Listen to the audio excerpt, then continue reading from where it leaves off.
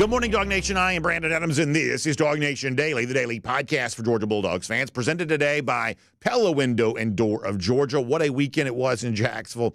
So many things to react to, so many feelings, so many emotions from a fourth straight win against the lousy, stinking Gators. And I was just telling our video audience that was watching us live a moment ago, we're going to try to do our best to sort of have all of that here at the same time. That's our attempt anyway, to be able to do that and talk about what I think there are some legitimate concerns with Carson Beck. And I know that Saturday was a different data point than what you've gotten at any point in time this season on that. So we'll talk about that. And in addition to that, we'll also kind of bask in the glory of the fact that all of our happiness and enjoyment about the wins against Florida, the rivalry game for Georgia we think matters more than anything else, the fact that all of that continues now for another year, that feels really good. So hopefully you'll join us with it, and where you disagree, pop in here and give us a comment, or have that conversation among your friends who are Georgia fans who kind of, want to weigh in all this stuff too. Clearly a big discussion taking place after a big rivalry game. So we'll talk about the good, the bad, everything in between as Georgia beats Florida again. Glad to have you with us for it as DawgNation Daily, the daily podcast for Georgia Bulldogs fans, presented today by Pella Window and Door of Georgia, begins right now. Today's episode of DawgNation Daily is brought to you by Pella Window and Door of Georgia, viewed to be the best. Presented by DawgNation.com. This is DawgNation Daily, the daily podcast for Georgia Bulldogs fans. Here's your host, Brandon Adams. To be completely honest, I'm in a pretty good mood today. I'm very happy that Georgia beat Florida again, kind of hung back yesterday after the game, spent most of the day around the beach before I had to come on back home and get ready to start a brand new week. So in some respects, I feel a little bit refreshed. It was great. I love the cocktail party. I don't get a chance to participate in the cocktail part of the cocktail party very much, but I do love the weekend. Had a chance to soak up some sunshine yesterday before coming back. And of course, as someone who sort of made a lot of my brand around being a Gator hater, well, of course, I'm happy to see Georgia beat Florida again. And I'm also, to be, once again, as transparent as I'm capable of being, I'm fairly resigned to the idea that the rest of this season for Georgia is very much in doubt, that Georgia may continue to win. I hope that it does. Georgia might even, be back in contention for national championship. That'd be great if it's true. But the alternative is also a possibility as well. This just may not be, for the reasons we are about to talk about and some of the things we've seen over the course of this year, this season, it just may not be a championship team. This may not be a team that goes on to win the national championship. And in a weird way, obviously I'd love that to be true, but in a weird way, I'm sort of okay with that. I mean, I would say as a fan, and obviously I do this show from the perspective of a fan, as a fan, here is my viewpoint here right now. You don't have to feel this way. I don't pretend to speak for all fans. I just sort of speak like a fan. Here is my perspective right now. No matter how this season ends, I just simply want the wins and the good vibes and things like that to extend as long as they possibly can. In other words, I'd like to beat Ole Miss this upcoming Saturday. One way or another, I'm glad Georgia won the game it just played. I'd love the idea we're going to get a game time announcement for Tennessee at some point in time today. I'd love the idea of that being a huge atmosphere 2 Saturdays from now. So, I'd like to see Georgia get back to the playoff. We'll see what happens when they get there. Maybe this doesn't conclude with a championship, but I just want the wins and the good stuff to happen for as long as it can to extend as far as it possibly can.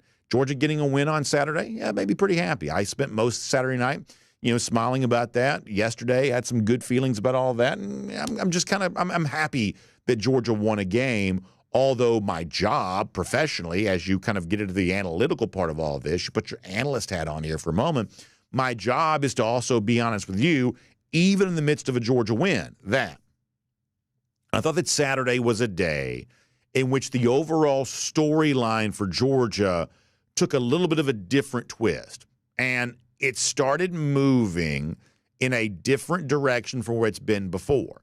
I would say prior to Saturday, Carson Beck has been one of the things that's been going on with UGA. Beck not quite having the season that many of us hoped that he would have. I would say this was one of the things that was going on with Georgia. but for a number of reasons, in part because this was a spot a year ago in which Beck played a very good game. This was kind of the time in which I think a lot of us sort of thought that maybe Beck would kind of raise his level and start to become the player that the preseason accolades suggested that he would be. Because all that didn't happen on Saturday, and Beck arguably played, given the moment, given everything else, one of his worst games, at least to begin. The overall stat line ends up looking fine, but I still can't call this a good game for Carson Beck. I don't think that many people will. Because of the moment, because of the performance, all of a sudden now, and I just got to be honest about this, all of a sudden now, Carson Beck becomes the central figure for Georgia here this season. And the number one storyline as it relates to Georgia right now is the fact that Carson Beck is playing nowhere near as good as most of us probably thought he would be to begin this season. This is just an unavoidable plot point for Georgia here right now. Saturday's result kind of pushes it straight to the forefront. And, of course, the main issue here is the fact that, once again, Beck threw 3 interceptions. Now, the third of those interceptions you probably don't put on Carson. He seemingly was hit as he threw, and that turned into an interception. But that's also the third interception. We're not going to nitpick too much about who's to blame for the third of those interceptions when you're talking about another kind of multi-interception performance for Beck. That is just the kind of thing that is unavoidable to discuss on a day like this. So here's how we're going to do this. We're going to play you a lot of clips here over the course of the next few minutes. And this is one of those things, and I would say that every game is not always quite this way, but in this particular case, this is one of those things where I think what's being said about what happens on the field is almost as interesting as what is happening on the field, because I think both Kirby Smart and Carson Beck are kind of choosing their words carefully. I think they both have a narrative that they're trying to push. And frankly, once again, to be honest here, I think there's a lot of skepticism among Georgia fans about how much they believe this, especially the stuff that Kirby Smart's trying to say. That doesn't mean that Georgia fans don't like Kirby Smart. It doesn't mean that Georgia fans don't even like Carson Beck. This is not about dislike or anything like that. It's just a level of skepticism of, you're telling me one thing, but my eyes seem to be seeing something different. And I just think we have to be open and honest about all this here right now. So we're going to listen pretty closely to what Beck said after Saturday's game, what Kirby Smart said after Saturday's game. More struggles, especially early in the game for Carson Beck, making this one against the Gators a lot tougher than perhaps otherwise should have been. So let's start with this. Carson Beck's kind of, I guess, viewpoint on his interceptions and what he needs to do to stop throwing so many picks. This is what Carson Beck said after the game. I don't know. It's just an in-game decision-making thing. I think there's times where it's okay to throw it away if it's not there. And I think that's something that I did a lot better of last year. And whether that's me just trying to make a play and thinking that it has to happen every single time, which it doesn't, then that's just me out there, trying to compete and try to make a play. But, it is what it is. And I can't go back and change it as much as I wish I could. I can't. And I just have to go prepare the same exact way next week. We got another big game next week, and then another big game after that, and then another big game after that. And that's why you come to Georgia. So, we're going to have another opportunity next week to come out here and play the best football that we possibly can. And that's why I love the game.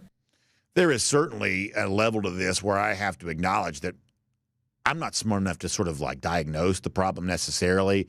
Beck talks about, or at least suggests the idea that he's forcing the ball where it doesn't need to go.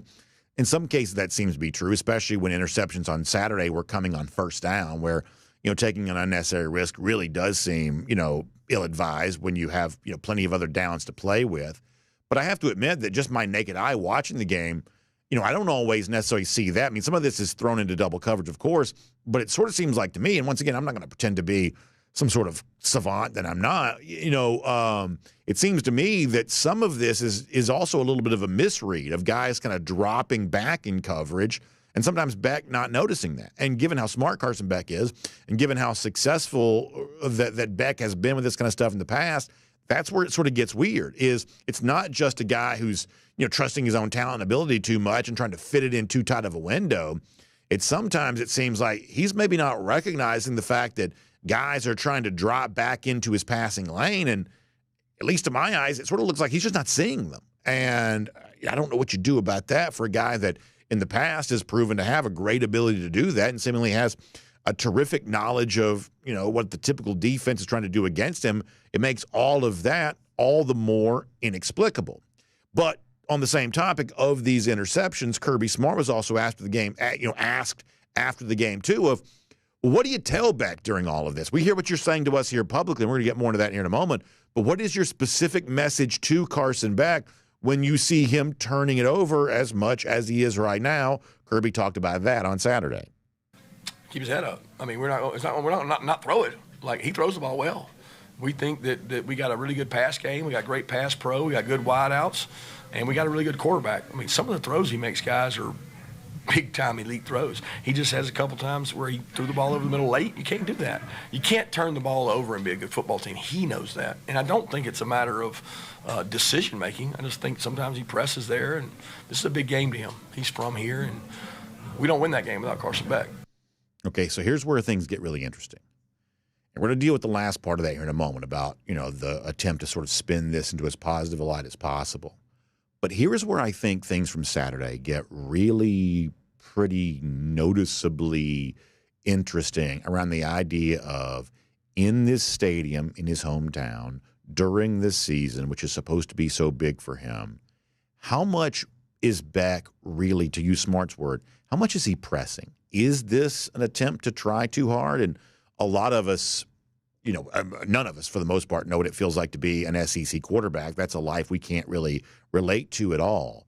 But we do in our own life, whether it be something athletically or just our jobs or anything. Sometimes it's even, how you relate to your kids. We do know what it feels like to try too hard, to make things worse on yourself because you're trying too hard at the thing that you want to be good at. That's what pressing typically means. You're kind of pressing the issue a little bit too much. And Kirby Smart says right there that I think that Beck is pressing because this game was important to him. And then in the same press conference, Kirby would go into a little bit more detail about whether or not Carson Beck is unnecessarily putting too much pressure on himself as a quarterback. Here's more from Kirby on that. Continues to grow, mature. He's not perfect, and I think that he puts a lot of pressure on himself. And we got to continue to help him, and the players around him got to help him because he probably got 12 or 13 completions in a row if guys will get their signals and know what they're supposed to do on the perimeter.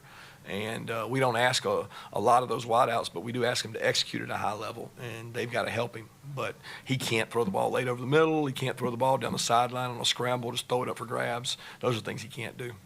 Yeah, so this is where I think a lot of Georgia fans get a little bit frustrated because you hear Kirby Smart saying, well, you guys don't see that the wide receivers aren't getting their signals and things like that, and if they do their job, he'd have even more success.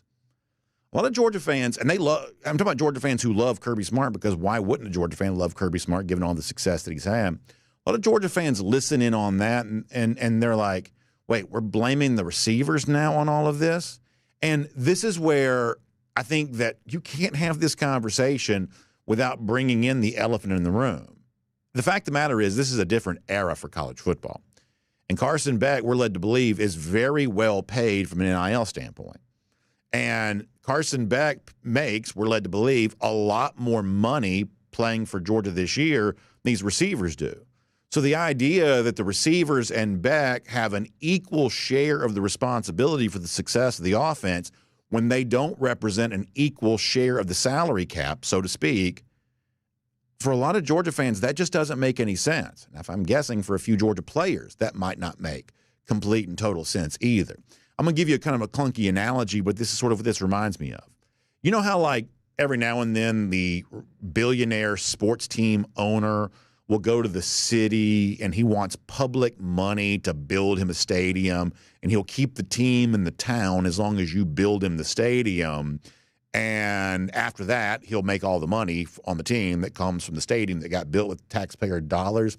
And sometimes you hear that sort of described as, we're going to sort of socialize the cost, but we're going to privatize the profits. Have you ever heard that phrase before? And I'm not trying to bring politics into this, but you understand what I'm saying? It's like if the city raises taxes to build a stadium for an owner who then gets to keep all the money that the team makes for playing in this publicly funded stadium, it sort of feels like we're socializing the cost, privatizing the profits.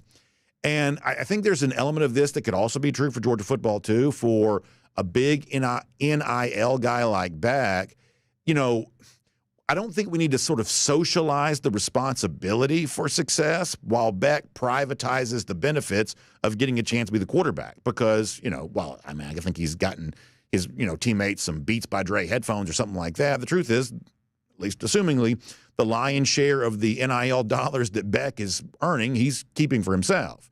So the idea that it's equal responsibility for success among an offense, but it's sort of privatized profits from the program. I just don't quite know how well that sits with everybody here in this NIL age in which we currently live. But the other thing that comes up there is, once again, Kirby Smart and the idea of Beck putting pressure on himself and pressing too hard to go out and be successful, whether it's in his hometown or in this season in which so many people were saying so many big things about him before the year began. Kirby Smart says that he thinks that Beck may be pressing too much. It is interesting to note, we told you, what's being said after the game is almost as interesting as what happened during the game. It's interesting to note that Carson Beck does not agree with the idea that he's out there trying too hard or pressing too much. This is what he said on that topic after the game. This is my dream. I mean, it's super full circle for me. This is my favorite game of the year. I wouldn't say I ever put pressure on myself. I just go play football. Like, this is what I love. This is what I do. This is, like, I have fun. Like, all these people around, y'all, the media, the fans, everybody, like, that's y'all see like there's pressure on me, but for me, like, I just go play. Like, I just have fun. I'm here to win. Like, I'm here to win. End of the day, it's a bottom line business. I don't care what happens. Obviously, I want to go throw a perfect game. You know what I'm saying? Like, 30 for 30, 4 tuds. Like, I mean, that's what I was thinking about walking into the stadium. You know what I'm saying? Like, I felt like I was the man. Like, I'm walking back into my hometown in Jacksonville. Like, let's go. Like, no, it doesn't put any pressure on me. Like, this is fun. This is, like, I got friends and family here. Like, what am I supposed to do? We just won. You know what I'm saying? Like, it is what it is, man. I'm happy. I love this team. I love these guys, and we're going to keep on going. So I think that is sort of Carson Beck kind of coming from the heart, speaking as openly as he can about his viewpoint on this. And according to his telling of this, that he's not feeling as much pressure as Kirby Smart just described him of having. And, you know, I have to confess, I'm not quite so sure I'm buying that. I'm not quite so sure I'm believing that. And, you know, this is where, you know, I have to be honest about a couple of things here for a moment. I have to be honest about what I'm saying, but I also have to be honest about the idea that I'm not quite so sure that I'm right about what it is that I think I'm saying, because you can't really talk about this fully and completely without using a good bit of judgment, and judgment has a tendency to be wrong. You know, we're having a conversation right now about whether or not Beck is trying too hard, and in that clip, it almost comes across to me as if he's trying too hard to make it seem like he's not trying too hard, and that it also kind of goes along with what I have to just be totally honest with, and I talked to Jake Fromm about this last week. I don't love all the body language that I'm seeing from Carson Beck right now. There are a couple of things that happened on Saturday that I didn't love from him. I don't quite know what this is here right now, but, you know, there's an element in which that this is something for Beck to sort of figure out on his own. I do think the NIL age in which we live makes this a little bit different. I think that Beck, just being honest here, is more difficult to relate to than a previous Georgia quarterback would have been in a different era in which, you know, you sort of looked at this guy and said, oh, you know, that's the guy who grew up down the road from where I live right now. And, you know, he sort of reminds me of me, or he sort of at least feels like the kind of thing I can relate to. You know, Carson Beck spent most of the year leading up to this season living a life that almost no one can relate to. And so now that he's having some struggles and he's kind of talking openly and honestly about those struggles, I think there's a little bit of a potential barrier between Beck and the average fan that I just think it's hard for the average fan to sort of, I guess, I don't want to say feel sorry for, that's the wrong way to say this, but to relate to Beck and what he's going through, given the fact that Beck just lives now such a different life, at least we're led to believe, than the typical Georgia football player in the sort of pre-NIL age would have lived in. So I'm honestly not sure what you do about that. I'm really not. But certainly there was an attempt on Saturday to find a silver lining in the otherwise kind of lackluster performance of the UGA offense. So we're going to talk about that coming up. But prior to that, let's take a second to introduce the show. My name is Brandon Adams, and this is DawgNation Daily, the daily podcast for Georgia Bulldogs fans, presented today by Pella Window and Door of Georgia. We are glad you were with us no matter how you get to us today. All the platforms, so thankful for that, and thankful to our friends at Pella Window and Door of Georgia who make it all possible. Energy-efficient windows and doors, that is what Pella is all about. That means feeling good on the inside, looking good on the outside. You know, we're kind of coming up on that time where eventually it's going to be fall, right? And you want to be able to look outside your window and see the leaves coming down and feel kind of toasty and warm and cozy on the inside of your house. Now, I don't know if we're ever going to get true, real fall weather, but if we do, how great would that be with some wonderful brand new windows and doors from our friends at Pella Window and Door, too. Now, whether we get fall window or fall weather or not, the truth is, if you want to take the best possible care of your home to protect your investment as well as you possibly can, then smart upgrades are always a really part of that strategy. That means better windows, better doors. And if you know it's time for you, then it's obviously time to have a consultation with one of those Pella experts about how you get that done.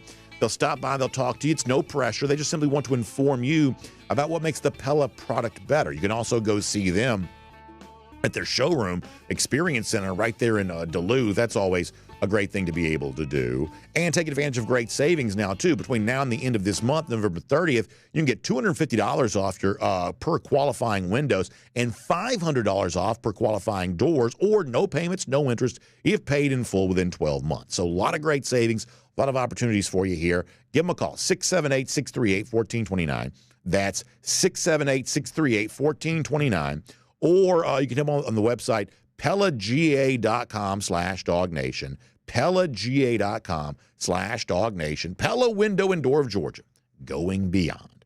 And they can certainly go beyond your expectations as well. We're glad to have them as a part of our show here today. Also glad to have Jon Stinchcomb here coming up in just a moment. We'll talk to Jon about all of this. What is happening with Carson Beck here right now? Is it a situation where Kirby Smart says he's pressing a little too much, or is Beck perhaps just misunderstood in all of this? We'll cover all of that ground in just a moment. But before we get Jon on this topic, let's kind of keep the discussion going here as we go around the doghouse here today, poured by our friends at Dr. Pepper. And I think that it's important to know that it wasn't all bad for Georgia. You know, after you had several interceptions that made this game pretty tough, Georgia did figure some things out offensively, and had they not done those things, they would have won the game. So I do think that Carson did a pretty good job in his brief post-game press conference on Saturday of kind of striking the balance between both of these things, acknowledging that he needs to play better, but also acknowledging that,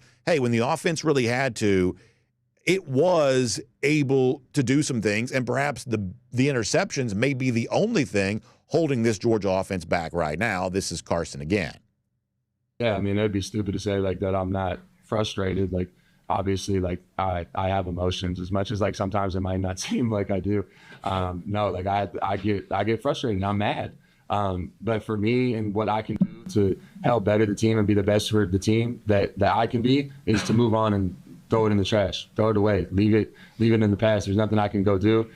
We can watch the film, see what coverage they're in, see the play we had. If we come back to it, okay, maybe we'll go here instead. Maybe if we'll run this play instead, do this protection check, right? Like, you got to try to see the positives in all negative situations, which is really difficult sometimes, and especially in the heat of the moment. I mean, we're in a big rivalry game. The game's close. We really didn't get stopped unless I, turned the ball over, which, is a good thing for our offense and a bad thing for me. But, there's a lot of positives to look at as far as our offense goes. And there's a lot of guys that made plays, and our line is playing their butts off. So, I mean, that's always good. And I mean, there's just so many opportunities out there, and we just got some stuff to fix. And, it starts with me. So you hear the attempt from Carson to sort of spin that to a more positive direction. He also alludes to, kind of some of the he says maybe it doesn't look like I'm, frustrated sometimes, kind of also sort of alluding to his own body language. And I'll totally be honest with you, and I tried to say this already, which is I think that sometimes body language can be misleading. I do. Not every evaluation of how someone looks. It's a fair evaluation of their character in that given moment. I totally acknowledge that. At the same time, my instinct is to say that, boy, some of what I see sometimes on the field isn't exactly what you want it to be. I just have to say that. But either way, Beck tries to sort of spin that into a positive direction. Kirby Smart, in his press conference after the game, tried to do the same thing, trying to say, hey, y'all going to fix it on the interceptions, but there's this other stuff going on that matters to me, too. This is Kirby after the game. Well, I mean, he did some really good things. And there's things that go unnoticed. What he can't do is throw the ball late over the middle. And we got to do a better job protecting him. He got hit one time and the ball went up in the air. But the two plays that he would want back were late scramble, throw it up plays. And to be honest with you, he hasn't done that much. He's always been smart. He'll take off and run or just throw it away and live for another day. Thought he pressed on those two plays, but he also made some really good plays. And we got to do a good job helping him around with the run game. And, we lost ETN. It made it a lot tougher because we didn't have as many backs. And he relies on ETN to take some of that pressure off in the run game. So that's Kirby Smart. I think for some fans, they're going to listen to this, and fairly or not, this is what it's going to sound like to them. Boy, you're a little softer, maybe the wrong word, a little more gentle with your evaluation of your quarterback than you sometimes are of players at other positions. Kirby Smart's a hard-driving dude, an intense guy, and yet there's a certain grace extended to Beck here and extended to his quarterback here.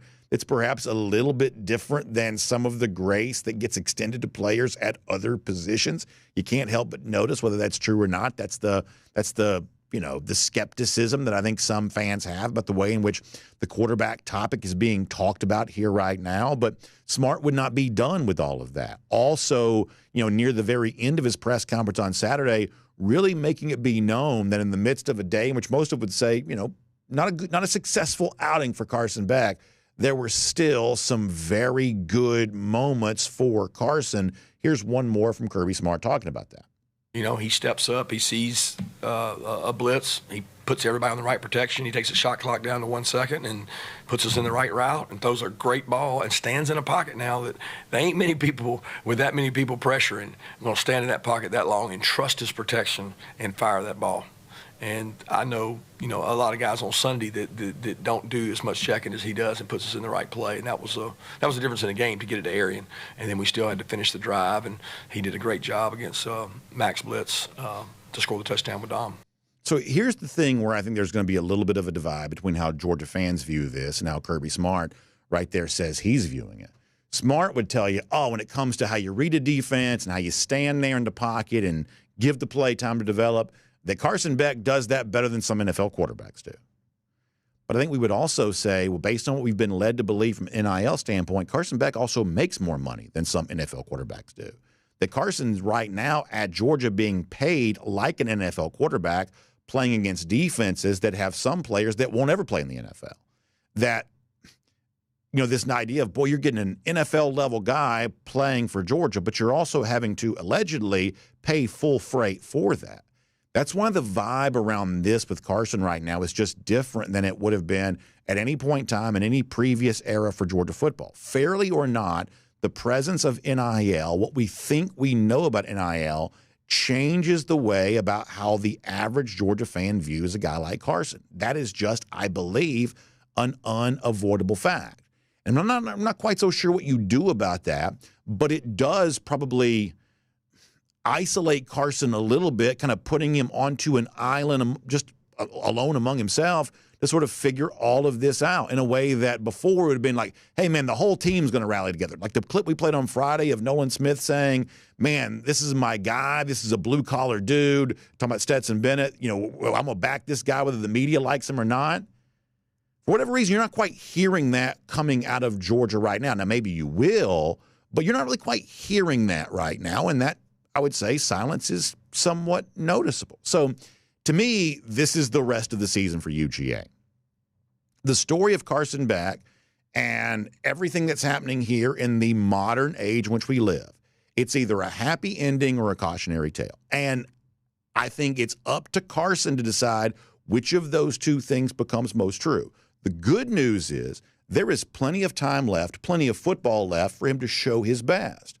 The challenge is some very difficult games coming up for that to happen. And that is around the doghouse board today by our friends at Dr. Pepper. Now, we may not all agree on, what needs to happen with the Georgia offense and what's going on with all of that. But here's the one thing we can all unite around. The great one-of-a-kind flavor of Dr. Pepper. You know that I like it. Yesterday, driving home from Jacksonville, got to stay fueled up in the car. The vehicle needs its fuel. Well, BA behind the steering wheel, he needs his fuel too. And for me, of course, that's Dr. Pepper.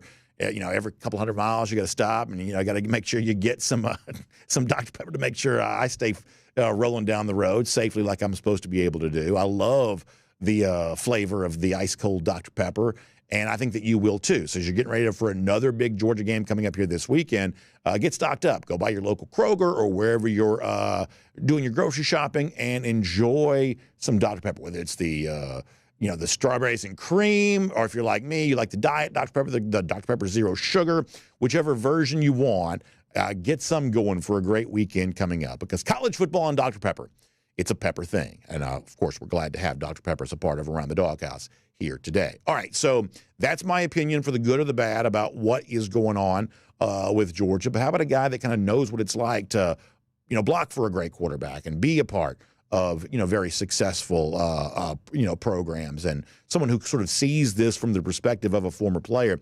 Let's do that right now as we welcome on Jon Stinchcomb here today, DawgNation Daily, presented by Pella Window and Door of Georgia. From Athens and across the SEC, or wherever the recruiting trail may lead, here's a DawgNation.com insider. Always appreciate Jon Stinchcomb here on DawgNation Daily, presented by Pella Window and Door of Georgia. And so, John, for better or worse, I see this as quarterback who's struggling while also doing some good things, yet the struggles, the interceptions seem more noticeable, or notable is the word I'm looking for, seem more notable to me than some of the good things that he's doing. And some of the defense of Beck by Kirby Smart seems a little hard for some Georgia fans to believe, given the way that Kirby typically talks about high standard for players at all positions. What do you make of that idea first? Yeah, I'm right there with you. And I'm right there with the fans, and looking at it going, the turnovers are egregious. And this stretch of 11 interceptions and a bad fumble is noteworthy. And we've been trained by Coach Smart to hear the message of you're either elite or you're not. And the standard is what the standard is. And the expectations are high. And the bar is going to be set high. And that's why it's such a departure to hear at times what comes across as a defense of a player who's not living up to that standard. Now, I do agree with Coach Smart. He's not alone. Carson Beck is not the only issue with this offense. You look at their turnovers and you see a number of routes that probably weren't run correctly, and some balls where our receivers didn't battle for them. But it's such a strange thing to hear from Coach Smart, in that here's what he's redirecting focus, and look at all the good things that Carson's doing, and he's not wrong there. He's not wrong that other players have made mistakes and they need to step up. He's not wrong in saying that Carson is capable of making some uniquely talented plays that other players cannot make, and has done so at times. But it's just such a departure to hear this kind of redirection when turnovers is always a huge issue. And it's apparent that during this stretch, a lot of them are coming from one particular player. So I don't think the fans are wrong. And I think it's more of a departure from what we've been trained to expect from this Georgia team and this Georgia coaching staff that is kind of eye-opening. So here's the assumption that I'm making, and you're more level-headed than me, so I'm always appreciative of your, response to stuff like this. My assumption is that Kirby Smart deep down doesn't necessarily believe everything that he's saying, but like a lot of coaches, wants to protect his quarterback in terms of his public comments, and anything that he might say that had the potential to diminish Beck in the eyes of his teammates would only make things harder for Georgia the rest of the way. This just sort of feels like football coaching 101. Perhaps coaches are too careful with how they speak about quarterbacks, that maybe the situation isn't as fragile as coaches treat it to be. But in this particular case, Kirby's far from the first coach to be forced to sort of handle things this way. How much of that is just the truth here is that Kirby is being extra careful with Beck because that's what coaches do when it comes to their quarterbacks?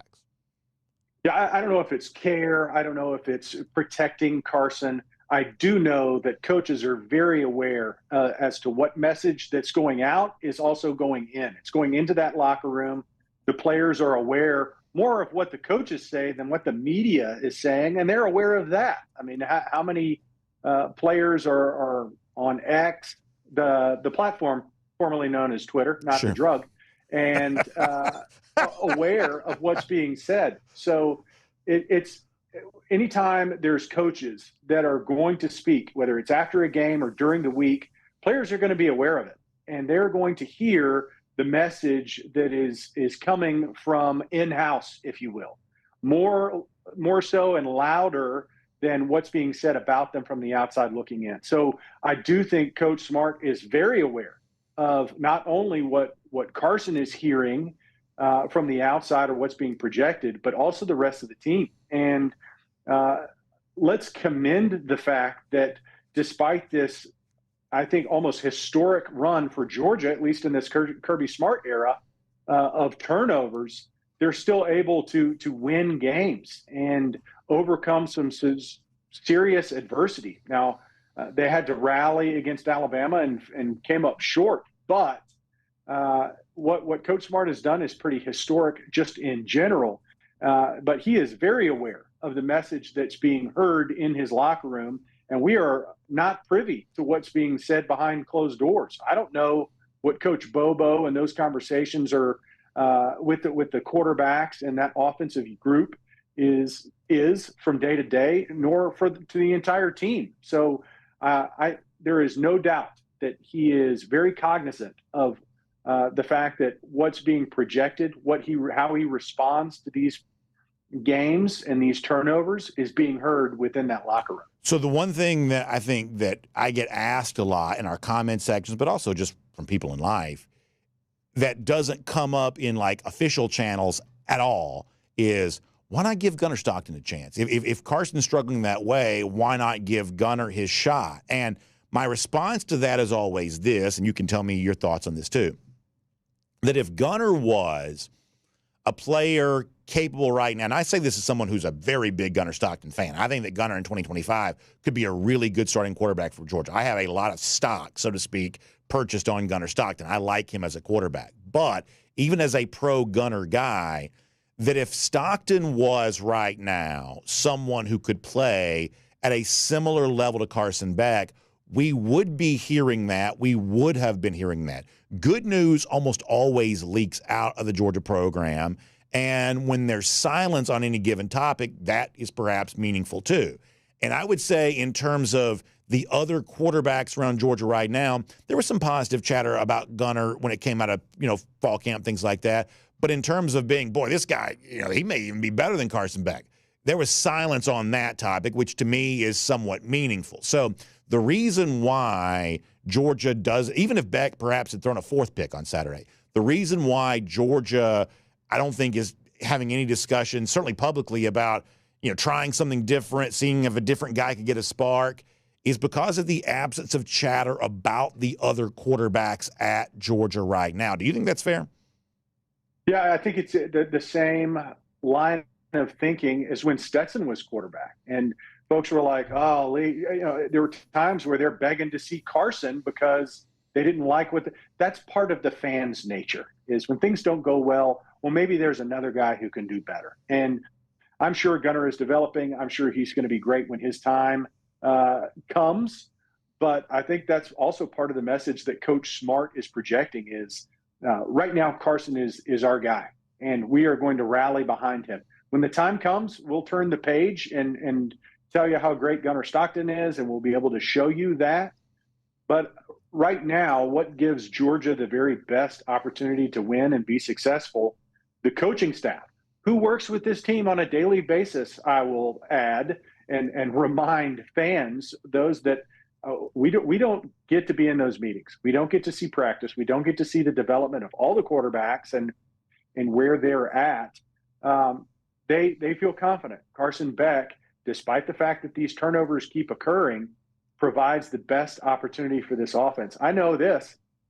There were times where folks were begging to see Brock Vandegrift, and I understand that the talent that surrounds him in Kentucky is different than what we have in Georgia, but it certainly hasn't been a flawless season for him in Kentucky. And so I think there is this cautionary tale for fans that they think that, we just need the next guy up. And that is not always the case. And I'm sure when the time comes, Gunnar will be ready and prepared as this coaching staff can possibly get him for when that opportunity presents itself.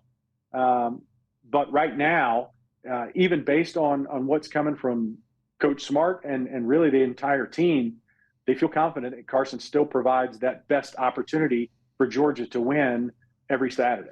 How about the other topic that comes up here about the role that the offensive coordinator Mike Bobo plays in all of this? And I'm willing to have that discussion, although I would say that my viewpoint's probably different than some fans. The best that I could tell, I thought Coach Bobo had a pretty good day on Saturday. There were open receivers at times that weren't hit. I think that's probably an example of a well-designed play. If a receiver's open, but he's not connected on, that seems like a positive check for the offensive coordinator. Sometimes it just didn't quite happen. But also when it was obvious that Georgia A has no running game, and eventually we got to get into that conversation at some point in time, no running game, lack of confidence about the ability to throw it deep downfield, given the sort of small category of plays that seemed like they had a chance to work for Georgia. Well, that's what Bobo kind of went to and allowed Georgia to score a couple of touchdowns that gave them the margin to win this game. I don't want to, oversimplify this, but to the best that I could tell, it looked to me like Mike Bobo did a pretty good job on Saturday of working with what he had to work with. Yeah, I'm looking at play design and play choice. And right now, I think that's not the concern. My concern is not that, we're getting bypassed by great coordinators out there that are drawing up these fantastic schemes. I see it each week. When I go back and watch the film and you go, man, that's a great design. There are plays open in pass in the passing game and in run. I think back 2 weeks ago, or at least before the bye, when Dylan Bell was on the jet trail sweep, and I'm like, that's a great play design. Or there are plays where we've gotten Delp open and missed him, and you think, man, that's a missed opportunity. So I don't think that's the issue. I think you've hit on what the bigger issues are. It's our receivers that have dropped some opportunities. Carson's missed some opportunities, and I think the underlying issue is the run game. The fact that I don't know whether it's a feather in the cap of Cash Jones. I think that's commendable. The fact that he has played himself into a reliable role for this offense. That's great for Cash Jones. My concern comes with, what about the scholarship backs that we've been recruiting for these past couple years that can't seem to be additive to this offense? I also think the offensive line has underperformed from what the expectations were to begin this year. And that gets overlooked. And you combine all these various assets or aspects of this offense, and that's why you get a team that just doesn't seem to be able to realize what the potential could have been when we entered this season. And Carson is a part of that. He is arguably one of the biggest aspects of that, but a lackluster run game, a receiving core that hasn't been able to produce consistently, that has run the wrong routes at times and dropped passes at times, an offensive line that hasn't opened up holes in the run game. And because whether it's a rotation of players or just getting beat one-on-one has provided a little more pressure on Carson that has led to either turnovers or throwaways or missed opportunities. That's a comprehensive look. And I don't think that falls at the feet of Coach Bobo when you say, he can, he's not doing a great job as a coordinator. I don't think that's where the liability lies. I've got one more topic I want to hit with you, but let me, if you don't mind, a quick follow-up on that. To me, what's the most jarring about Georgia and its running game right now is not the fact that the running game is ineffective. It's the fact that seemingly Georgia is going into games knowing that the running game is likely to be ineffective. Some of the things that Kirby Smart has said is sort of an acknowledgement of the fact that they don't believe they can run it right now. It's a very different persona for it as a team than what Georgia would have had in the early days of Kirby Smart, and some of that was a necessary change. Georgia probably needed to throw it better than it did in the early days of Kirby Smart, but my gosh, to now be to the point where they are seemingly content to be one of the least runningist, to use bad grammar, but they call fewer rushing plays than almost any team in America. Certainly, SEC team-wise, very few teams are going to call fewer rushing plays than Georgia's calling right now, and they're sort of okay with that because of the fact that they don't believe that's a successful part of their arsenal at the moment. That is very telling, John. And it's a departure of who Georgia has been. Not just old days. We're not talking about, the 90s and early 2000s. We're talking about under the Coach Smart era. It was, we are going to punch you in the mouth offensively with the run game, which opens up the passing opportunities. And I think that would be Carson's one of his biggest benefits, that he would benefit from the fact that we can run the ball. The fact that defenses can dictate right now, at least this season up to this point, they can dictate the fact that Georgia is looking at these fronts and going, you know what, running the ball is not our best option here. I think that's a problem. The fact that we can't impose our will, if you will, and say, we're going to run it whether you put 8 in the box or not.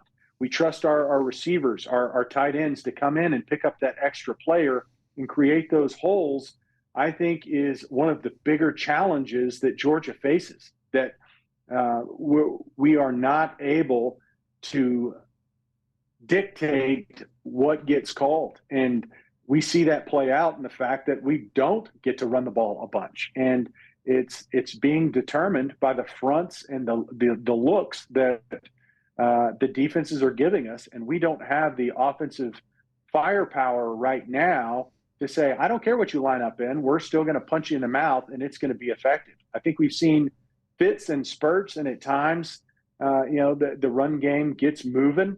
I don't think that's a Bobo thing, because you look at some of the more productive plays against Florida this past Saturday, and there was a couple end arounds back to back, and there was some creativity there. But I think you look at the overall rushing attack, and it has been underwhelming, to say the least. All right, I don't want to be respectful of your time, but if you don't mind, I'd like to hit one more topic before we let you go here today, which is the notion that any of this discussion around Carson Beck, and listen, he's not the only subject from the game, it's just the one we're focusing on right now.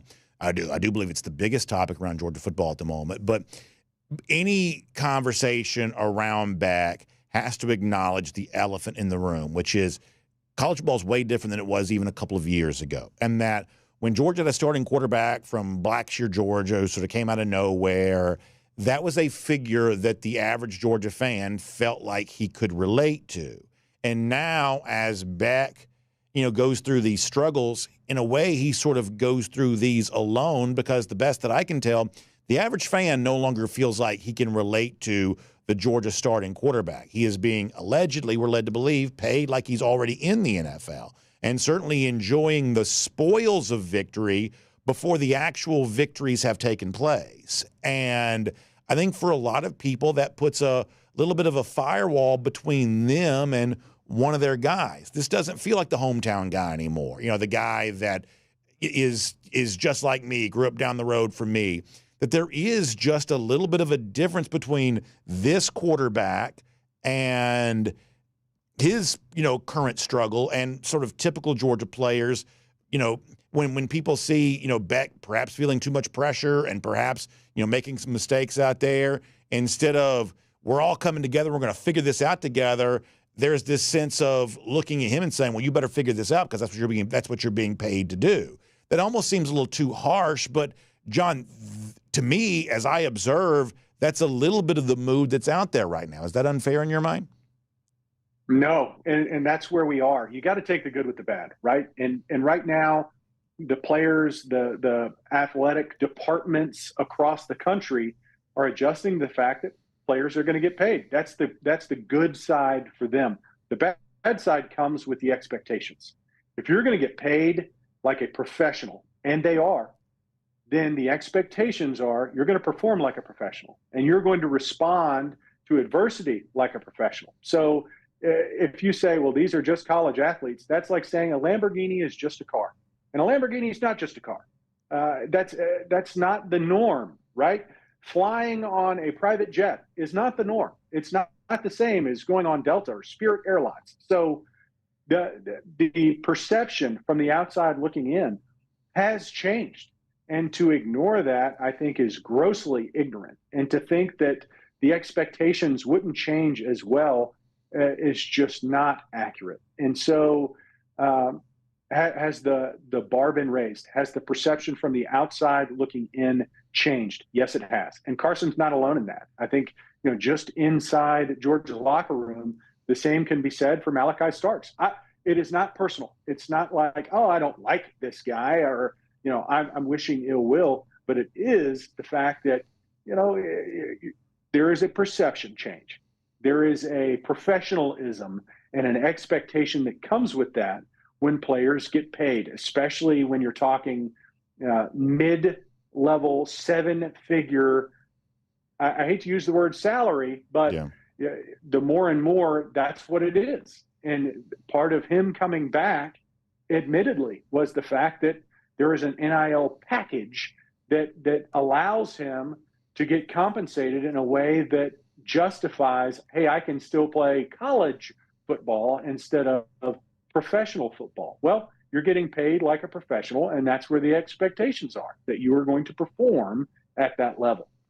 John, it's a fascinating topic, and obviously still plenty of chance for Georgia to be every bit the team we want it to be. Just some things to work on to see all that happen, and we'll look forward to those conversations in the near future. Big stretch of games coming up. I can't wait to talk about all of that with you. Thanks for being here today on DawgNation Daily, presented by Pella Window and Door of Georgia. I always enjoy it, BA, and I think the beauty is we get to discuss this spate of turnovers, this underperforming offense during a stretch where Georgia remains a top 5 team. Absolutely. One of the most dangerous appearing teams in the country. One of the defense has almost gone unheralded in the fact that we've been able to overcome these turnovers in a way that other teams could not do. If you look at 3-4 turnovers a game, and we've won all but one of those, and we're able to come back and take the lead late in the fourth quarter in a game that honestly we had no business being in, especially going down 4 touchdowns early. I think that speaks to the resolve of this team, the ceiling of this team, and it allows us to have these conversations because the bar has been raised. And the defense has been able, aside from that first quarter against Alabama, overcome such great adversity that it's allowed us to continue to have these conversations. I think that's exactly right, John. I think that's a fantastic perspective. It's great to have on the show. Always love our chats. Look forward to doing it with you again next week at the same time. Appreciate it, BA. Go Dogs. Go Dogs. Let's take a look around the rest of the league. This is SEC Through. I think what John says there at the end is so important. And I said this to our video audience before the show began today, that the ongoing discussion about Georgia is not a debate between people who are happy that Georgia beat Florida again and people who are upset they only won by 2 touchdowns. That's not what this is. This isn't the positive versus the negatives. That's not what this is. This is more than one thing being true at the same time. And in life, there's a lot of situations where in any given moment, the objective truth features conflicting ideas that are at times both perhaps equally true, right? That's true for any situation. Life is oftentimes very complicated. A college football season, a college football team can be very complicated. That on the one hand, you love beating Florida again. We're going to have a lot of fun with that, I promise you, over the course of the next few days. I started the show today by saying, by and large, I'm in a pretty good mood. And by and large, I'm sort of okay with whatever this kind of turns into here this year. And yet I am also fascinated by what was supposed to be Georgia's biggest strength not quite being that here right now, and exactly why that is and what does that say about the current age which we live in. That is obviously the hottest topic around Georgia football here at the moment. So we're going to walk and chew gum at the same time and be happy about a win and also concerned about what that win perhaps says for the rest of this season. We're going to do all of that here together. And, of course, we love doing it with you. You know, being at the beach here this weekend only made me all the more excited about being in the beautiful Caribbean waters very soon on a Royal Caribbean cruise vacation. You start driving down towards Florida, you start to realize, you know, Port Canaveral's only, an hour or two down the road here. I just keep on going, hop on a ship and go somewhere. Obviously, I love that. The weather's great this weekend. It just makes me think that, I really love a Royal Caribbean cruise vacation during this time of year. If you can sneak away late fall into the winter, early 2025, for me, my blood's just not made for like wintertime. I have to be as close to the tropics as I can possibly be, as, chase the sunshine, as close to warm weather as I can possibly be. And a wonderful Royal Caribbean cruise vacation allows that to be true. The pool decks on these ships are a destination to themselves anyway. All the hot tubs and the pools themselves, more pool space than ever before. The new ships like Utopia of the Seas have these incredible water slides. Essentially, it's a water park now. They've basically put a water park on the top of the ship.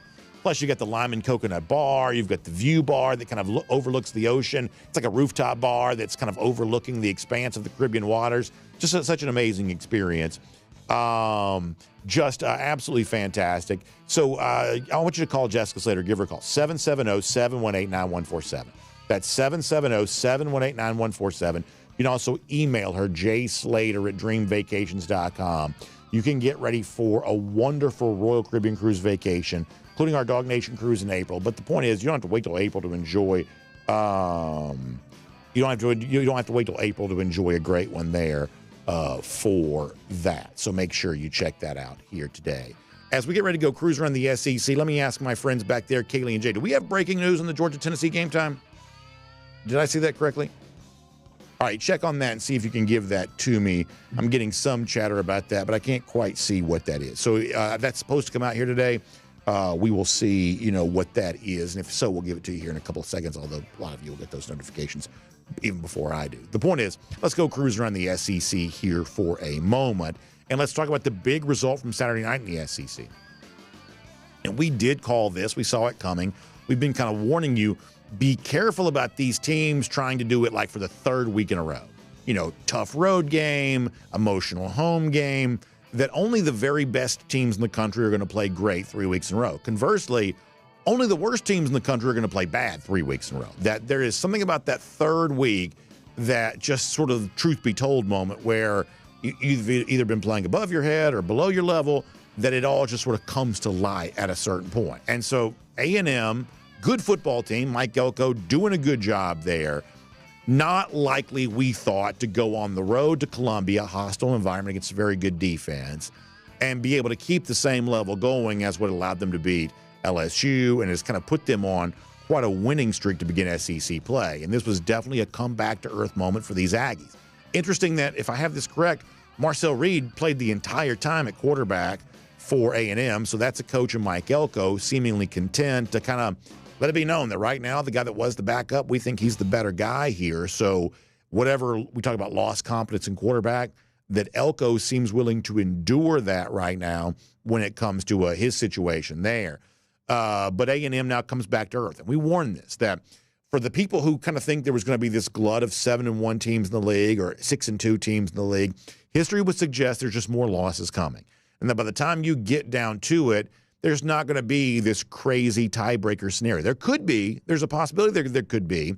And with the expanded schedules and the larger number of teams in the league, there's more opportunity for that. But when it's all said and done, it's likely that, the race for the SEC championship and even the race for the teams that make the college football playoff, that's perhaps just a little bit more streamlined. The Aggie loss on Saturday is a reminder of that. There are perhaps more losses to come for teams in this league. On the other side of this, I think it's probably time to give Shane Beamer a little bit of credit at South Carolina. I do. The story behind the story is those of us who are Georgia fans, we've had reason to believe that perhaps Kirby and Shane Beamer at times don't love each other. There's been some stuff that's happened, with Kirby in this game that makes you think that Kirby doesn't love Beamer. Beamer also has had his issues with other coaches in this league, a little bit of a feud with Mark Stoops. We've seen that play out from time to time. There seems like there's a little bit of bad blood for whatever reason between Shane Beamer and some of the coaches in this league.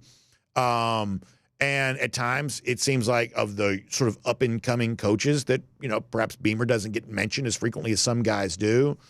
But to have the South Carolina team playing the way that it's playing right now, especially defensively, I think you got to give Beamer a little bit of credit. Relative to expectations at South Carolina, they're clearly better than they were in 2023.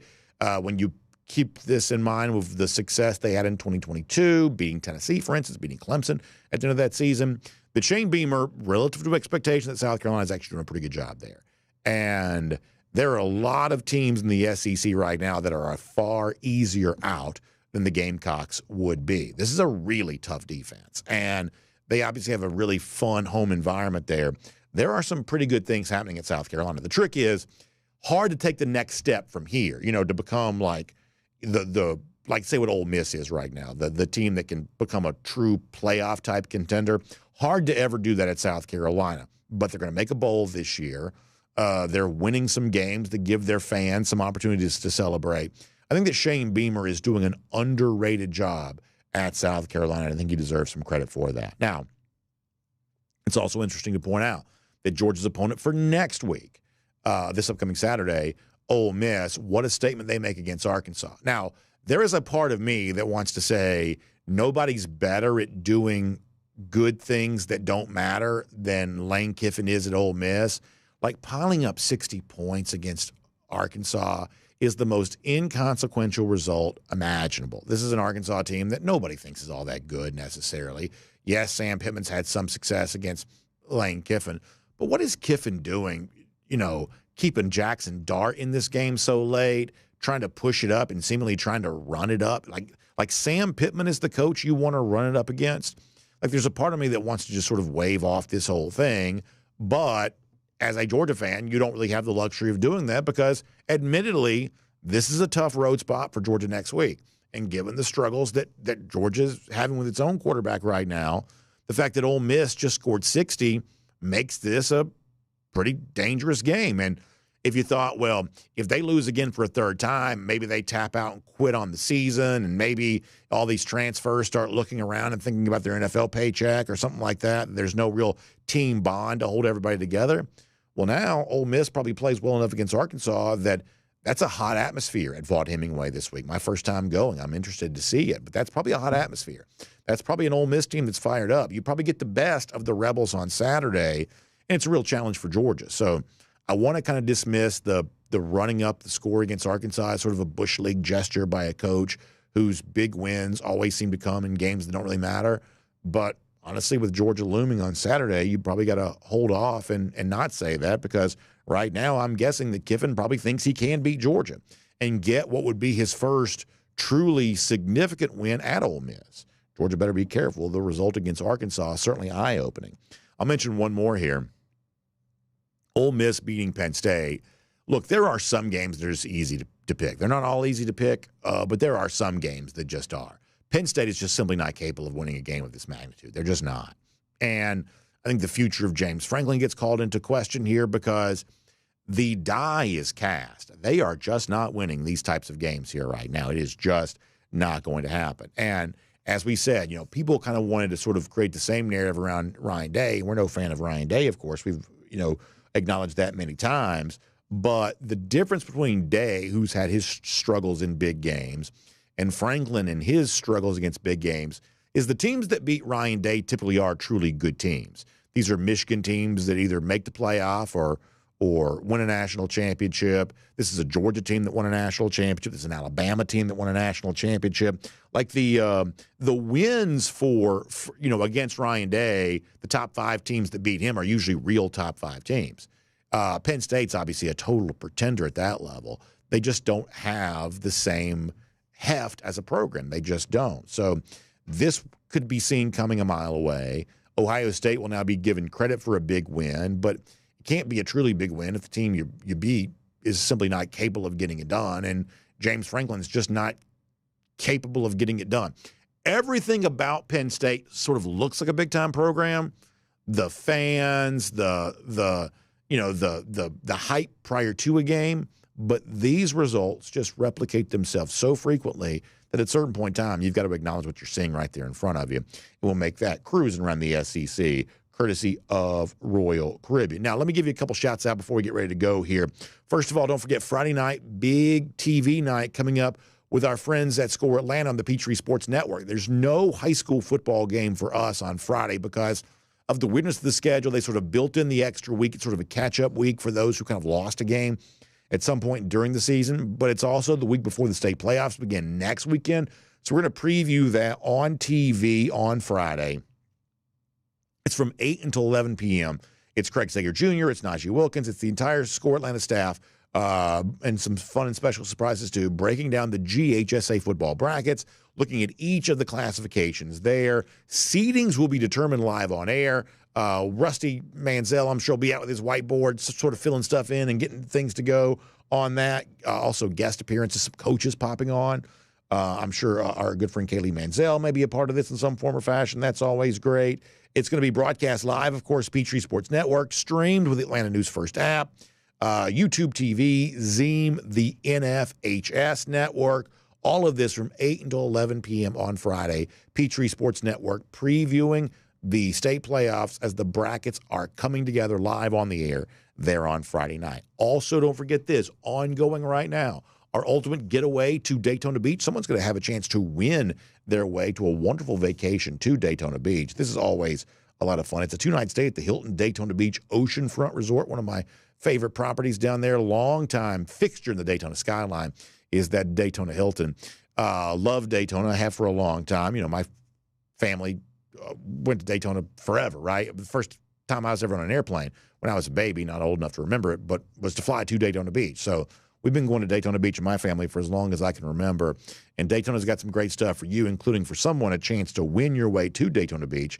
Not only do you get the 2-night stay there at the Hilton Oceanfront Resort in Daytona, but you also get $400 to enjoy towards your ultimate beach vacation. This is ongoing right now, so all you got to do to be registered for your chance to win is to provide an email address between now and November 10th. So winners are going to be notified the following week after that.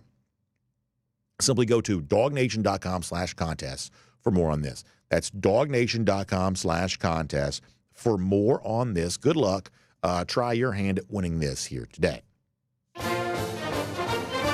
Okay, so we told you to start the show that with all the stuff going with Georgia, we're still in a great mood because Georgia beats the lousy, stinking Gators again. That means Eddie lives on well. Not a great week for all squirrels, but boy, Eddie is still feeling really good here right now. So we appreciate Eddie on that. We were told that Billy Napier had some more trouble with a water bottle again this week. We're going to have some fun with that before the week is done. And our golden shoes return to mocking Florida here right now, too, because, listen, Georgia may not have it perfect right now, but at least they're not these lousy, stinking Gators. So let's give you our first golden shoe for today. Our buddy Richard Dees emailed this to me. Sort of the classic picture of the sort of goofy-looking Florida fan with the jorts shorts on and the sort of rough mullet haircut there, perhaps not the best dental hygiene. Very funny stuff from Richard Dees. We'll give him a golden shoe for that. Also, golden shoe going out as well to our buddy Vin Dog, who writes in to say, another 365 days of hush mode. And you see the picture of the alligator there taped up with that Georgia tape. Mouth stays shut as the Gator Hater Updater gets ready to hit a 40-year high. That's right. Celebrating 4 straight years of Georgia wins against Florida, a number that's going to keep on climbing. Vin Dog, we appreciate that. Golden shoe going your way. And speaking of that Gator Hater Updater, it's still alive. One of these days, I may have to be humble. And one of these days, I may have to admit that Florida got the best of my favorite team. But that day is not today. 1,458 days. That's how long it's been since Florida's beaten Georgia. That is our Gator Hater Updater. And today and every day, it's great to be a Gator Hater. Y'all have a great day. We'll see you back here tomorrow. DawgNation Daily, presented by Pella Window and Door of Georgia. and on video. Time now for the R.S. Andrews Cool Down. R.S. Andrews, one you turn to for your air conditioning, heating, plumbing, electric needs. You can find them online. They'll do the work that's promised, the price is promised, rsandrews.com. Always taking good care of you on all of that. So I think we have that, because, that's the old water bottle video right there, right? No, is this the one from Saturday? Let's save this. I want to save this. I want to save that. I want to give that its full, just due. So I want to savor that. I want to get to that tomorrow. I want to make sure that we provide that the platform that it deserves. So if you don't mind, I'd like to save that for tomorrow. But Napier certainly fell into it again, and we love every second of that. All right, so before the show began, I was having a real hard time with comments. Let's see if it's doing any better now. See if I can get some comments on my laptop, which is a little bit easier to read and do, but this may or may not work. So why in the world do you have these issues? I don't know, but it appears that's not working. So let me go over here. I'll start at DawgNation.com. We'll try to get through all the comment sections here. I do have to get out of here in a little bit. Yeah, for whatever reason, this is not quite working here today. Let's see. Yeah, DT also reminded me I need to do the 1,400, which is true. Rambo on the subject of faked injury saying, by the way, Greg Sankey. So we didn't talk about this because we hadn't had time to, but he comes out on Friday very aggressive against the fake injuries. Rambo asking where Sankey's been for the last several years. Suddenly he's decided to address the issues of players pretending to be injured. Yeah, I mean, listen, I think that Greg Sankey, I think his leadership's being questioned right now. I do. I think he's in a tumultuous period for him that I think a lot of leadership around college athletics seems to think that maximizing every dollar possible is their number one job. And I think that's probably short-term thinking.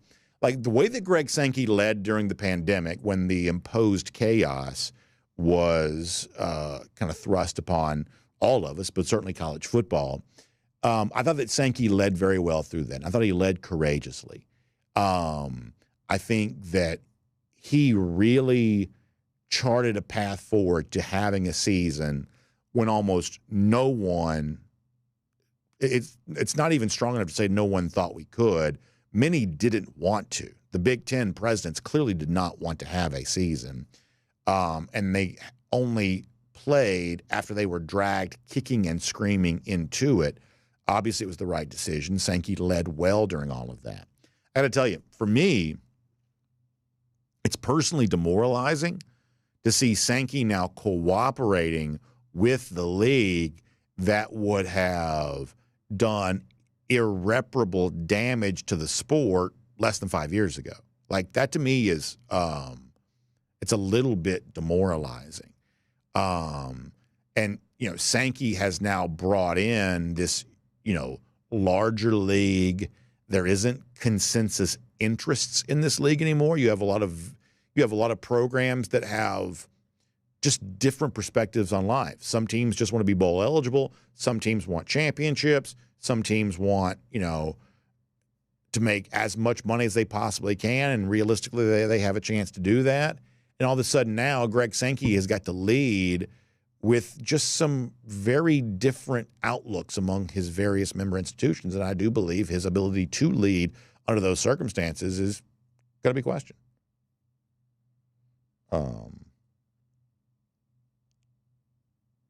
So Third and Will says, I didn't hear this. The Kirk Herbstreit says that Georgia needs to be doubted to play their best. If not doubted, they don't have an edge.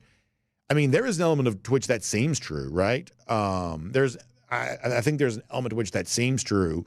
However, not everything that seems true is true. I do think there's a chance that when you look at the 2022 season for Georgia, for instance, played well when doubted, played sometimes not great when they weren't doubted. I do think that Georgia has been pretty good at kind of running the dial back and forth between how focused one needs to be. And mean, there's a way of looking, for instance, at the really bad loss to Alabama, the 2021 SEC championship, and saying it would have been foolish to expend your full energy in a game that you didn't have to win. Now, that seems weird because everybody wants to win the SEC championship, things like that. But Georgia usually is at its absolute best when a season is on the line. That was not true for Georgia in this past year's SEC championship. But in 2021, you could look at that and say, okay, Georgia lost, didn't play very well, but they knew they were making the playoff no matter what. 2022, Georgia played somewhat closer than expected against a handful of teams, but they knew they had very little chance of actually losing those games, so what does it really matter? So maybe the fact that Georgia plays really well when people are skeptical of them, maybe that's an example of Georgia feeding off that doubt, and maybe it's just an example of being really focused for the handful of games that matter more so than others do. Perhaps that's the case.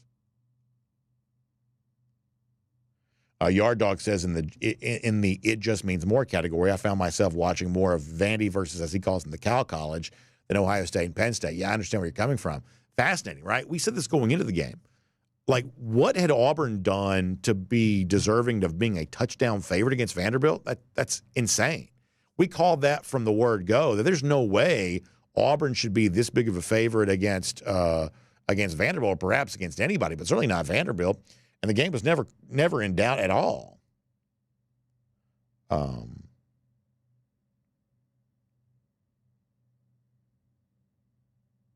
Johnny Prescott says the ABC announcer, who shall remain nameless to me, made a big deal about the Gators fans leaving early when down by only 7 in the fourth quarter. Did you notice a large exodus of the Jordan Lizards? I don't know that I did notice that. But that doesn't mean it didn't happen. It's also true, I guess, the Florida side of the field was maybe on the press box side, so maybe I didn't get a chance to see that. Maybe that's the case.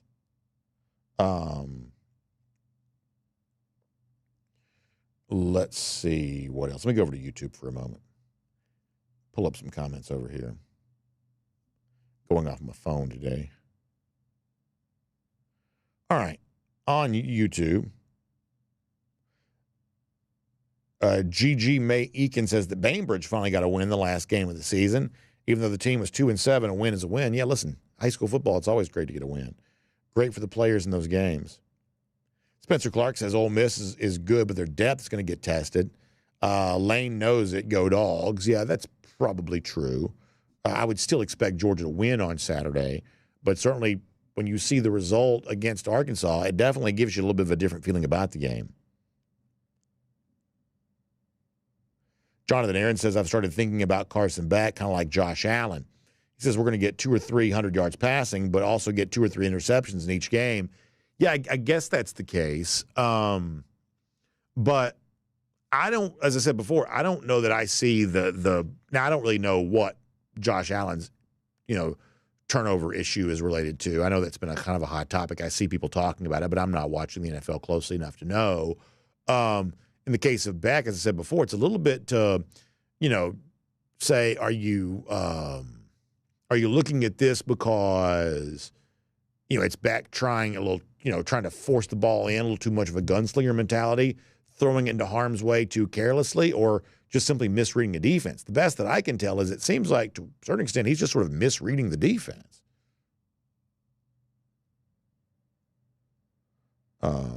Randy Payne checking in from Tifton, Georgia. Always love seeing him. Brad Owen says, I think we need to give Gunnar Stockton the first half reps and then give Beck the second half reps, because he's shown time and time again that he doesn't, kind of get going until the second half. Brad, that's an interesting observation.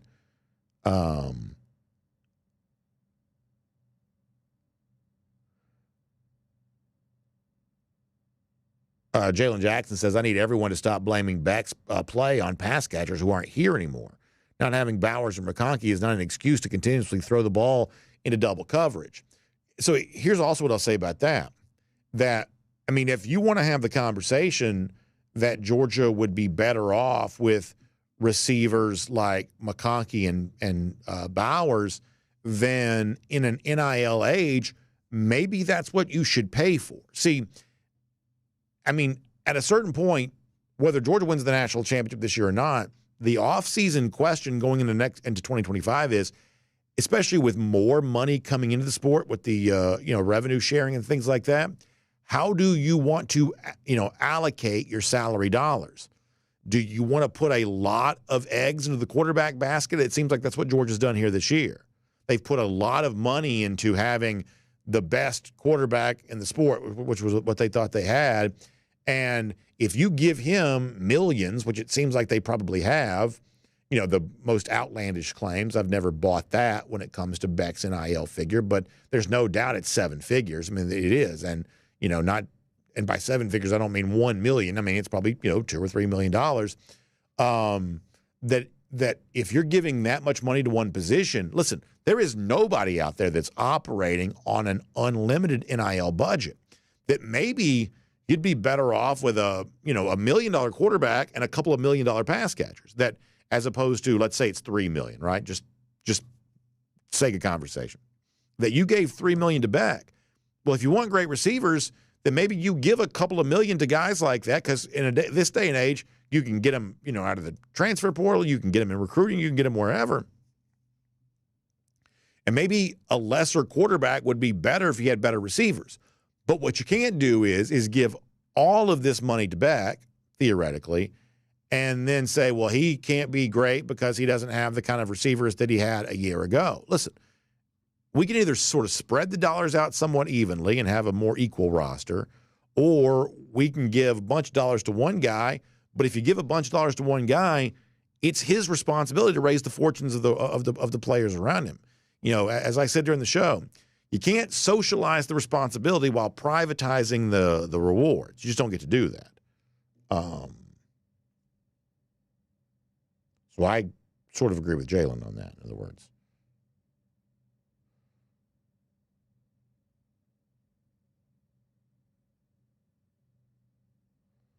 Cousin Eddie says, my biggest hope is that we weed out some of these bandwagon crybaby fans. We heard this same BS about Stetson in 2021, and personally I could care less how we win, just win, baby. But now I love Cousin Eddie, great commenter, but I do somewhat disagree with that premise. Like, this is not about people not being happy about beating Florida. As I said before, I think a lot of Georgia fans are quite happy about that. Beating Florida 4 years in a row is great. But, there is a conversation to be had about whether or not what Georgia's doing right now is sustainable going forward. No one disputes what has happened in the past, including the recent pass of this past Saturday. But there is a fairly substantial conversation to be had about what this means for Georgia going forward. And, if this season has any hope of ending the way that Georgia fans hope it to, Beck's got to play better. Because while it is true that Stetson took a lot of heat and criticism in 2021, the truth is that team wasn't built around Stetson Bennett. Bennett wasn't even supposed to be the starting quarterback. Stetson came in that year and saved Georgia's bacon. I mean, Georgia would have fallen apart probably if not for Stetson Bennett in 2021. But when things got rolling, Stetson was just sort of one of the players on that team. He wasn't the face of the team. The defense was the face of that team. But Stetson wasn't even most important offensive player on that team. Brock Bowers was the most important offense.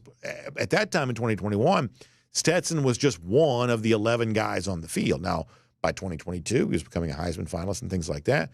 But the criticism of Stetson was probably unfair from the standpoint that he wasn't nearly the focal point of that season the way that Carson Beck is right now. That this team is about the quarterback. They don't call running plays very frequently. The defense isn't what it was in 2021. This is Carson Beck's team in a way that no Georgia team ever belonged to Stetson Bennett. So the conversation around Bennett and Beck, I believe, different in that regard.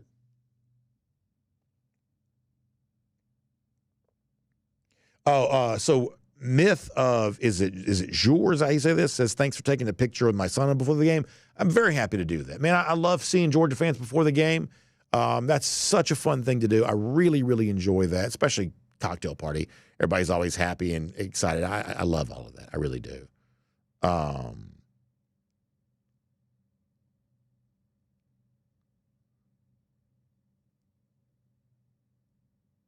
Oh, yeah, by the way, Georgia also got a major recruiting win right before the show started. We haven't really done that yet. Flipping the dude from Warner Robins. I apologize for not bringing that up. We've been so busy with everything else. I apologize. Cousin Eddie also says that Beck is allowed to get better. I totally agree with you on that. And I think that, Eddie, the positive part of this is there's still plenty of space for that to happen, right? I mean, you know, Carson Beck is going to have his space to get better. And, you know, when you think about Ole Miss, Tennessee looming, what the postseason could be, even the other games, you know, Georgia Tech, for instance, that Beck is still going to have enough big stages left where you play well in those big stages, then this year can still be very fondly remembered for him. I think you're right about that.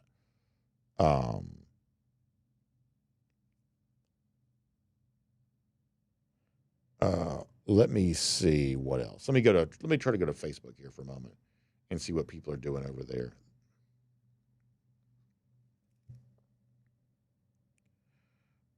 Over here on Facebook.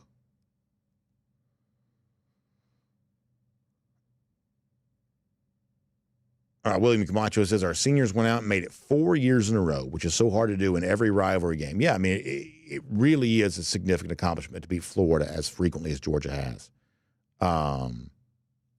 Gary Holt says, can you tell us why we've got Starks returning kicks? We don't have a wide receiver they can trust to catch the ball. I mean, like Malachi was a really good offensive player in high school. I guess I don't really think that of. I don't think of him being there as back there as like a deficient playmaker. I don't think that. Do you think that Georgia would be better off if it was like say Sokovie returning those punts? Because I know Sokovie, you know, has kind of trained at that. Like I sort of see Malachi as a pretty dynamic athlete. I guess I don't have a huge problem with him being that guy. Brian Whitaker says that Billy Napier was a little cocky there at halftime when they had the lead. Yeah, Brian, we're going to talk more about Napier tomorrow, both his struggles with another water bottle and also the belief that somehow this moral victory proves something for him. We are definitely going to get there for tomorrow, I promise you. Good to see Yacoba Simba in the comments section. I feel like lately we've seen some people sort of pop back in here we hadn't seen in a while, including Yacoba here, so glad to see Yacoba back in here. Joseph Kennedy also pointing out that Clemson got smoked. They certainly did.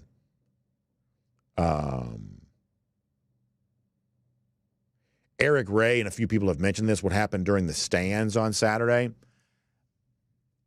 So I'm not going to talk about that right now because let me just say this. I have got a lot of thoughts on that, but I'm not going to say what they are right now. I'm going to wait and let some of the facts come out on some of that kind of stuff.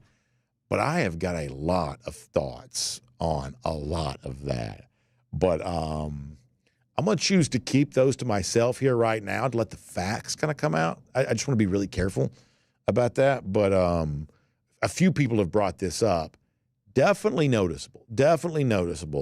And let's wait and see what this is. Let's wait and see what this is. I'm gonna hold off on that for right now. Brandon Reiser on the subject that Carson Beck's trying a little too hard. Certainly looks like that could be the case.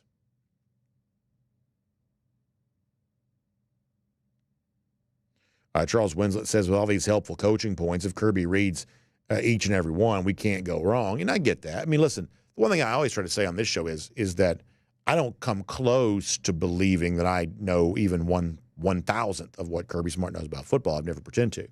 But this is also just sort of what sports talk is. And the reason why, if you want to know, is because people like the idea of solving interesting problems, that it's actually relaxing to think about a problem and how to solve. It's why people like putting puzzles together. You know, yesterday I played a little golf before I, came home, and I'm not good at golf at all. I'm not. I I'm not good at golf at all. But I love solving the problem of, given my abilities, how can I get this ball near to the hole and eventually in the hole? Like, I love trying to solve that problem. And sports talk kind of functions the same way of, okay, well, Georgia's got this quarterback that played well last year, and if he could just play a little bit better this year like he played last year, then Georgia could win the national championship again. So how do you get him doing that? This is what sports talk does. It gives people a chance to sort of relax their brains by trying to solve an interesting problem. It's not that different than playing Tetris. If you ever grew up playing, the old game Tetris, I'm dating myself with the 90s reference, but Tetris, that, trying to diagnose Beck's issue and figure out how that fits into the larger, it's just a way to relax people's brains and their minds. That's what this is. And so I don't think, certainly for me, I don't pretend to know more about this than Kirby Smart does, but, acting as if we are going to have to be in the role of Kirby to figure all this out is just sort of a fun problem to try to solve. Chris Slim White says Kirby didn't even look like he believed himself when he was talking about Beck. I think there's an extent to which that Chris is probably true about that. I don't know. I don't know that Kirby's fully buying what he's selling on that, even himself. Sort of one of those deals where we know it, he knows it, he knows that we know it, but he's still doing it anyway. Perhaps with good reason. Who knows? Well, let me get a few dog nations, then we're going to go here. UJ Marine says, when you hit a golf ball that goes 150 yards straight, then makes a hard right for 100 yards, you quit trying to figure that out. Yeah, but here's the thing, then, Marine, is that in golf, hitting it straight is sort of overrated. Now, there's also, too much of hook or slice, whatever you want, whatever the appropriate word is.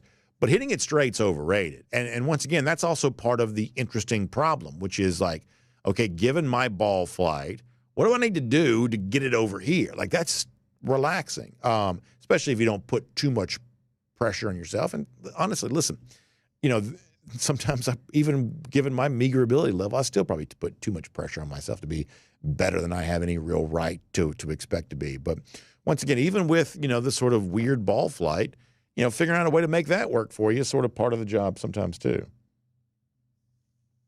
Senior Dog says, I'm not disputing that Carson Beck's our best quarterback.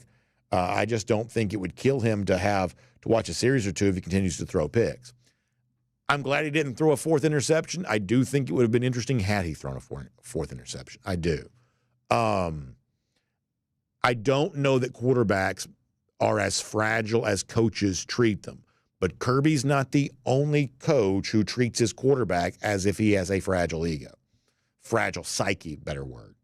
Kirby's not the only one who does that. Perhaps coaches overstate in their minds the degree to which they have to protect their quarterbacks. Like on Saturday night, I called it quarterback privilege. Quarterbacks just sort of have a little bit of a different, treatment level. Kirby not the only guy who treats his that way.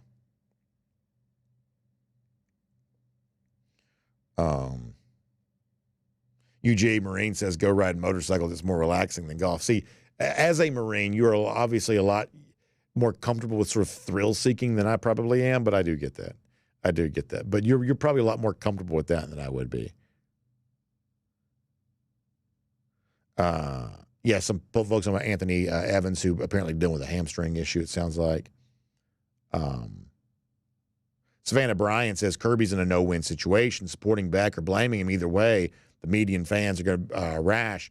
My guess is he's doing what's right for the locker room. Yeah, I mean, that's Kirby's concern. It's what's going on in that locker room. And, I can tell you this from just having talked to players over the years. There is always a lot of opinions being expressed in a locker room around quarterbacks. In fact, are you familiar with the phrase locker room lawyer? Do you know what that is? That, when when an NFL team is trying to decide if they want to draft some player, they'll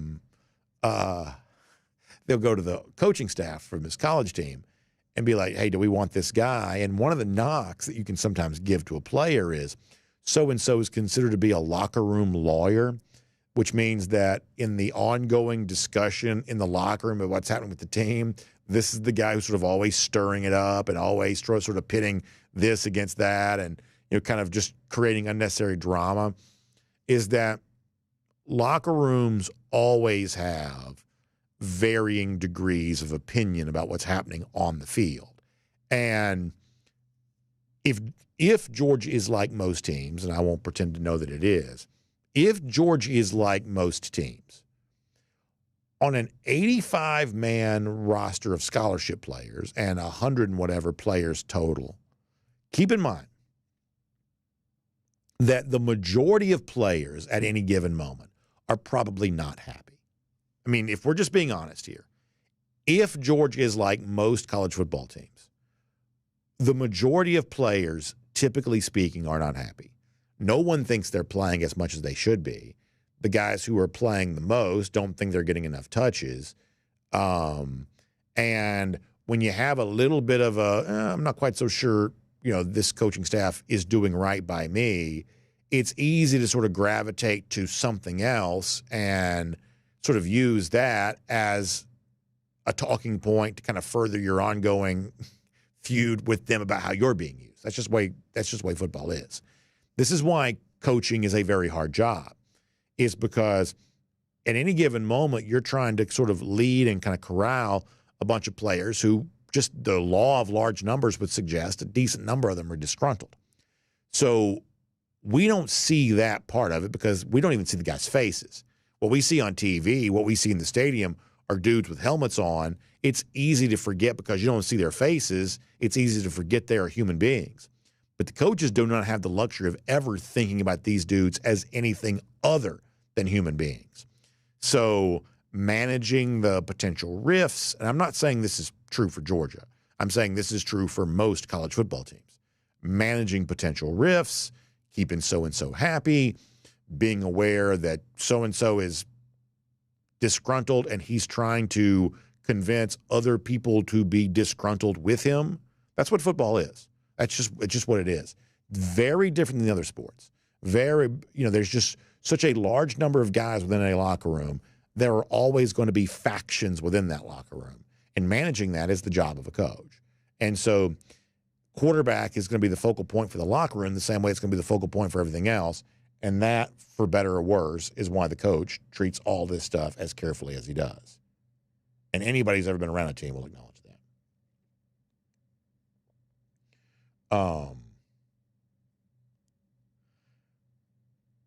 Savannah Bryan, on the subject of the Tennessee game being a night game, yeah, I certainly hope that it is. I mean, I think I certainly hope that it is. I thought for a minute we may have gotten an announcement on that, but it seems like that's coming later on. All right, let me hit Facebook one more time and then YouTube one more time, then we'll get ready to go for today. Back on Facebook here.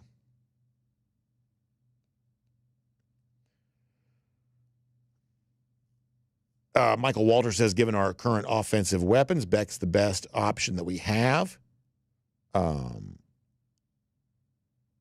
Michael Walter says, I love Gunner, but not quite probably ready. Yeah, I agree with that. I mean, listen, you can't be more pro Gunner stock than I am. I really like Gunner a lot. But if he was, on the verge of overtaking Beck, there'd be all kinds of rumors to that effect. And that dog is not barking right now.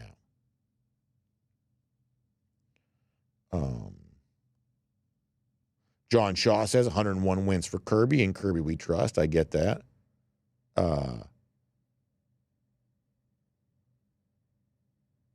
Wayne Kirkland says that Kirby Smart didn't mind getting Stetson Bennett's grill. Yeah, he'd yell at him plenty.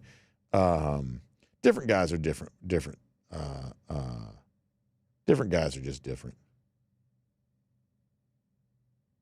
Rick Martin says, as a parent of a high school coach, not only the players disgruntled, but the parents are too. Yeah, I mean, I see this at all levels. I really do. It's funny, like, we all love sports. And, if you've got, a son or, child, playing sports is a part of that love for sports. But sports makes us unhappy a lot. And it is true. I see this a lot on Fridays. It's like when I'm leaving the stadium after my high school game, it's fairly common to walk past unhappy parents while I'm leaving. It just is. And it's easy to say, well, the parents take it too serious, whatever else. But I mean, it's easy to sort of say that parents are behaving wrong when you're not as emotionally invested into that as they are. I'm just being honest. And that as a high school coach, who's, by the way, not making millions of dollars, not making good money, 6 figures, but not millions of dollars, you're managing egos and families and playing time just as much. And it is hard. And, you know, there are a lot of high school coaches that are always sort of teetering on the brink of getting out of the profession. And that's the reason why they're getting out of it, is because there's only 11 guys playing at any given moment. And you got to make some tough calls. And I hear about this all the time with coaches, all the time of, you know, this guy was supposed to be the starter and he's just not. This guy's going to be the starter instead.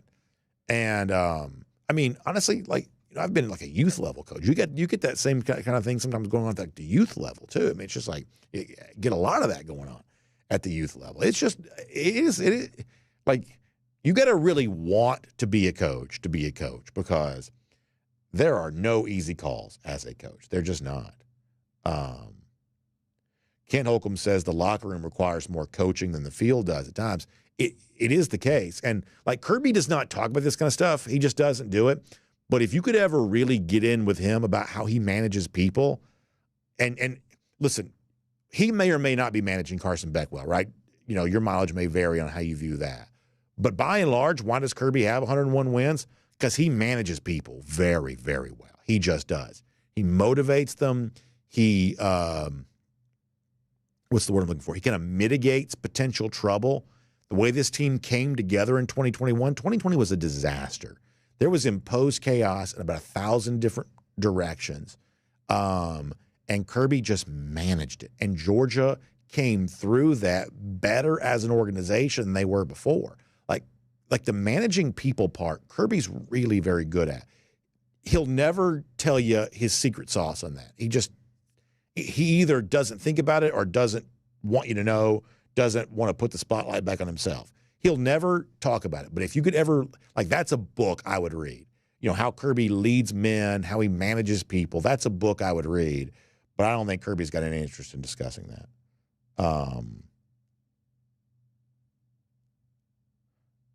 Let us see. Anything else over here at YouTube before we go?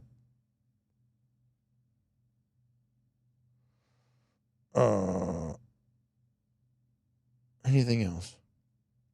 Joe Barger checks in and says, it's been over a year since I've caught you live, BA. Glad to be back. He says, Beck is pressing to show scouts he can push it down the field more. No Brock, no Ladd, but more hurtful losing guys to suspension. Yeah, I mean, that's clearly a part of this, too. And by the way, Joe, it's great to have you back on the show. I appreciate that. As I mentioned, it feels like we've had a lot of folks kind of checking back in that we haven't seen in a while, but I'm glad you're here. Yeah, clearly rah-rah and, you know, Colby Young's departure has been a problem for Beck. And there is probably an element that when you come back, you know, listen, if Beck would have been a first-round pick last year, he wouldn't have come back. So at least I don't believe that he would have. So coming back, you want to demonstrate that you really are deserving of being a first-round pick. That is life-changing money. So you want to demonstrate that. Perhaps trying a little too hard, it certainly makes sense to me. You may be onto something there. Either way, I'm glad to have you back as a part of our comment section. It's also incredibly late, y'all. We got to go. A hot topic today, of course. There's plenty more from the Georgia game to discuss. We'll do that tomorrow, including making fun of Billy Napier. And you know, John and I briefly got into this for a minute, but there's like one thing around Georgia right now that I don't think anybody's talking about nearly enough. And so we'll try to do that some tomorrow too. But for now, y'all check out RS Andrews online, rsandrews.com, for your air conditioning, heating, plumbing, and electric needs. Heating system, at a certain point, it's going to be cold. And when it does, you want your heating system to be ready. So get yours tuned back up to factory fresh specs so you will be ready when that long winter eventually gets here. Find them online at rsandrews.com. It's time change. Now it gets dark early. That's typically a precursor to some cold weather, so we'll see if that's the case. Online, rsandrews.com. Have a great day, everybody. We'll talk to you tomorrow. DawgNation Daily, presented by Pella Window and Door of Georgia. We'll look forward to seeing you then.